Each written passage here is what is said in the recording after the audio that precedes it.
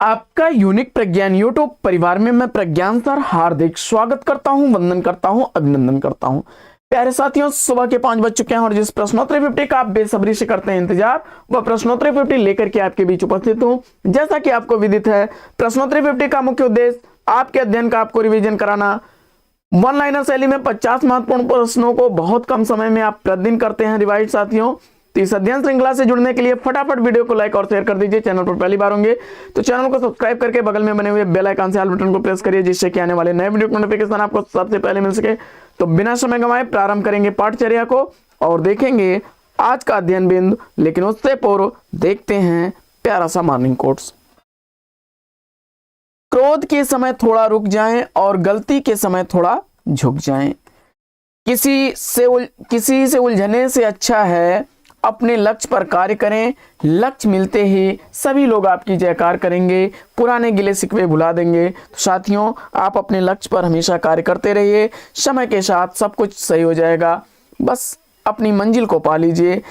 इसी morning quotes के साथ प्रारंभ करते हैं शायद प्रश्नोत्तरी 50 को और देखते हैं आज का पहला प्रश्न।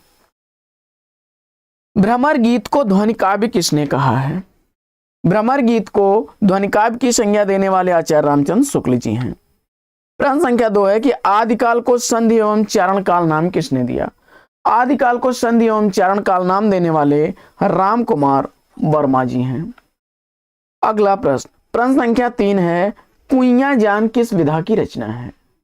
कुइयां जान उपन्यास विधा की रचना है, नासिरा शर्मा द्वारा लिखा गया है और 2005 ईस्वी इस उपन्यास का प्रकाशन वर्ष है। भक्ति काव्य को भारतीय चिंतन धारा का स्वाभाविक विकास किसने माना है? भक्ति काव्य को भारतीय चिंतन धारा का स्वाभाविक विकास मानने वाले डॉक्टर हजारी प्रसाद द्विवेदी जी हैं। प्रश्न संख्या 5, साहित्य इतिहास ग्रंथ के लेखक कौन हैं? साहित्य इतिहास ग्रंथ नलिन विलोचन शर्मा द्वारा लिखा गया है। गालिब अमृत काव्य कृति के रचनाकार कौन है? तो गालिब अमृत काव्य कृति अमृत लाल चतुर्वेदी जी द्वारा लिखी गई रचना है। अगला प्रश्न है कि भ्रमर गीत का उपजीव्य काव्य कौन सा है? भ्रमर गीत का उपजीव्य काव्य ग्रंथ श्रीमद् भागवत पुराण है। अगला प्रश्न है कि रूस की सैर किसके द्वारा रचित यात्रा साहित्य है? तो रूस की सैर पंडित जवाहरलाल नेहरू द्वारा लिखा गया यात्रा वृतांत है। अगला प्रश्न है कि किस ग्रंथ में चंद्रबरदाई को छप्पयों का राजा कहा गया है? तो शिव सिंह सरोज में चंद्रबरदाई को छप्पयों का राजा कहा गया है। अगला प्रश्न है कि धरती अब भी घूम रही है के रचनाकार कौन है? तो धरती अब भी घूम रही है विष्णु प्रभाकर की रचना है। अगला प्रश्न है कि किस उपन्यासकार को सर वाल्टर स्कॉट की उपाधि मिली है? किस उपन्यासकार को सर वाल्टर स्कॉट कहा जाता है? जवाब में आपने वृंदावन लाल वर्मा को चुना, तो बिल्कुल सही जवाब। अगला प्रश्न है कि नंददास का पर्याय ग्रंथ कोश कौन सा है? तो नंददास का पर्याय ग्रंथ कोश अनेकार्थ मंजरी है। अगला प्रश्न है कि हिंदी में अकविता का प्रवर्तक किसे माना जाता है? हिंदी में अकविता आंदोलन का प्रवर्तक जगदीश चंद्र चतुर्वेदी को माना जाता है। अगला प्रश्न है कि किस कवि के प्रशंसकों ने उन्हें अभिनय जयदेव कहा है? तो अभिनय जयदेव कहने वाले हैं विद्यापति को अभिनय जयदेव कहा है उनके प्रशंसकों ने। अगला प्रश्न है कि हिंदी भक्ति काव्य के प्रथम क्रांतिकारी पुरस्कर्ता कबीर हैं, यह कथन किसका है? तो जवाब हो जाएगा डॉक्टर बच्चन सिंह का। अगला प्रश्न है कि अशोक की चिंता शीर्षक कविता के रचनाकार कौन है? तो अशोक की चिंता जयशंकर प्रसाद की रचना है। अगला प्रश्न है कि छायावादी काव्य में भारतीय परंपरा के जीवन तत्वों का समावेश हुआ है, किस समीक्षक ने कहा है? जवाब हो जाएगा डॉक्टर नगेंद्र ने। अगला प्रश्न है कि युग धारा का प्रकाशन वर्ष क्या है? तो युग धारा कृति नागार्जुन द्वारा लिखी गई रचना है, 1953 ईस्वी इस रचना का प्रकाशन वर्ष है। अगला प्रश्न है कि छायावाद के किस पुरुष को सलाहका पुरुष कहा जाता है? तो छायावाद के सूर्यकांत त्रिपाठी निराला जी को सलाहका पुरुष कहा जाता है। अगला प्रश्न है कि भारत सौभाग्य नाटक के नाटककार कौन है? भारत सौभाग्य नाटक बद्री नारायण चौधरी प्रेमघन का नाटक है।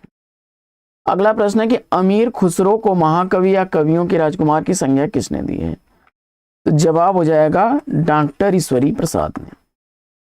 अगला प्रश्न है कि मुक्ति प्रसंग किसका काव्य संग्रह है? मुक्ति प्रसंग राजकमल चौधरी का काव्य संग्रह है।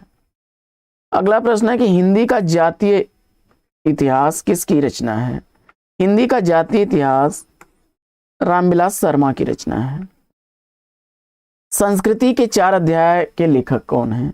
संस्कृति के 4 अध्याय रामधारी सिंह दिनकर की चर्चित रचना है। प्रश्न संख्या 25 है कि राजस्थानी भाषा और साहित्य पुस्तक के लेखक कौन है? राजस्थानी भाषा और साहित्य पुस्तक मोतीलाल मिनारिया द्वारा लिखी गई है।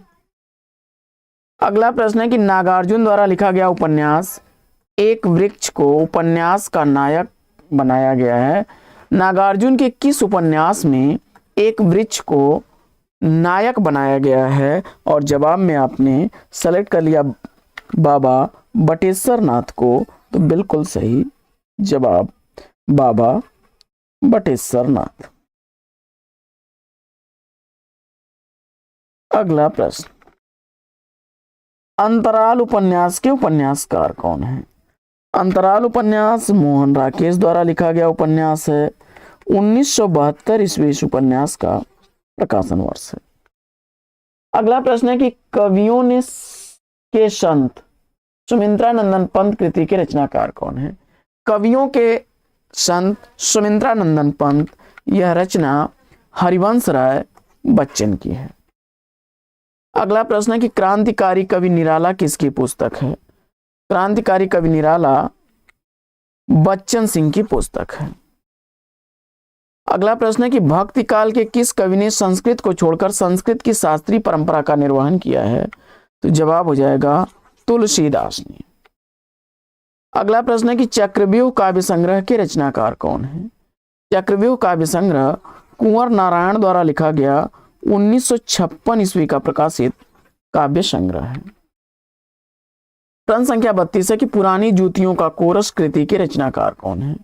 पुरानी जूतियों का कोरस नागार्जुन की रचना है। 1983 ईस्वी इस रचना का प्रकाशन वर्ष है। अगला प्रश्न है कि पद्मावती समय किस ग्रंथ का एक भाग है? पद्मावती समय पृथ्वीराज रासो का एक भाग है। अनामदास का पोथा किस उपनिषद कथा पर आधारित रचना है? अनामदास का पोथा छांदोग्य उपनिषद पर आधारित रचना है। सिंदूर की होली नाटक के नाटककार कौन है? सिंदूर की होली नाटक लक्ष्मी नारायण लाल का नाटक है। आत्मपरिचय आत्मकथा के लेखक कौन है? आत्मपरिचय आत्मकथा फणीश्वर नाथ रेणु द्वारा लिखी गई आत्मकथा है। अगला प्रश्न है कि चोटी की पकड़ किसका अधूरा उपन्यास है? तो चोटी की पकड़ उपन्यास के उपन्यासकार सूर्यकांत त्रिपाठी निराला जी हैं। 1944 ईस्वी का प्रकाशन वर्ष है। अगला प्रश्न है कि आचार्य रामचंद्र शुक्ल ने पद्मावत में रतन सेन और पद्मावती को किसका प्रतीक माना है? तो जवाब हो जाएगा आत्मा और परमात्मा का। अगला प्रश्न है कि निराला दार्शनिक कवि हैं, यह कथन किसका है? तो निराला दार्शनिक कवि हैं रामविलास शर्मा का कथन है। अगला प्रश्न है कि कुछ नीति कुछ राजनीति निबंध के लेखक कौन है? तो कुछ नीति कुछ राजनीति निबंध भवानी प्रसाद मिश्र का निबंध है। अगला प्रश्न है कि आलाखंड को सर्वप्रथम किसने प्रकाशित कराया? तो आलाखंड को सर्वप्रथम प्रकाशित करने वाले हैं चार्ल्स इलियट महोदय। 1865 ईस्वी का प्रकाशन वर्ष है। अगला प्रश्न है कि छायालोक नवगीत संकलन किसकी रचना है? तो छायालोक नवगीत संकलन डॉक्टर शंभू सिंह की रचना है। अगला प्रश्न है कि कवि और काव्य ग्रंथ के रचनाकार कौन है? तो कवि और काव्य ग्रंथ शांति प्रिय द्विवेदी जी का है। अगला प्रश्न है कि ढोला मारूरा दुहा की नायिका कौन है? तो ढोला मारूरा दुहा की नायिका मारवाड़ी है। अगला प्रश्न है कि नटों की जिंदगी को उजागर करने वाला रांगे राघव का आंचलिक उपन्यास कौन सा है? तो जवाब हो जाएगा कब तक पुकारूं। लोक ऋण उपन्यास के उपन्यासकार कौन है? तो लोक ऋण उपन्यास विवेकी राय द्वारा लिखा गया 1977 ईस्वी का प्रकाशित उपन्यास है। प्रश्न संख्या 47, पाली साहित्य का इतिहास किसकी रचना है? तो पाली साहित्य का इतिहास राहुल सांकृत्यायन की रचना है। प्रश्न संख्या 48 है कि दैत्यवंश और रावण किसके महाकाव्य हैं? तो दैत्यवंश और रावण हरदयाल सिंह के का महाकाव्य है। अगला प्रश्न है कि साखी पद के रचनाकार कौन है? तो साखी पद कृति दादू दयाल की रचना है। अगला प्रश्न है कि साहित्यकार की आस्था निबंध के निबंधकार कौन है? तो साहित्यकार की आस्था निबंध महादेवी वर्मा जी का निबंध है। तो साथियों, आज की प्रश्नोत्तरी 50 लेगी यहीं पर विराम। फटाफट सेशन को लाइक नहीं किया तो लाइक और शेयर कर दीजिए। चैनल पर पहली बार होंगे तो चैनल को सब्सक्राइब करना बिल्कुल ना भूलें। फिर मिलते हैं आपसे अगले वीडियो में एक नए प्रकरण, नया टॉपिक, एक नए अंदाज में। तब तक के लिए लेंगे आपसे विदा। आपका जीवन मंगलमय हो। बेस्ट विशेष बेस्ट ऑफ लक। जय हिंद साथियों।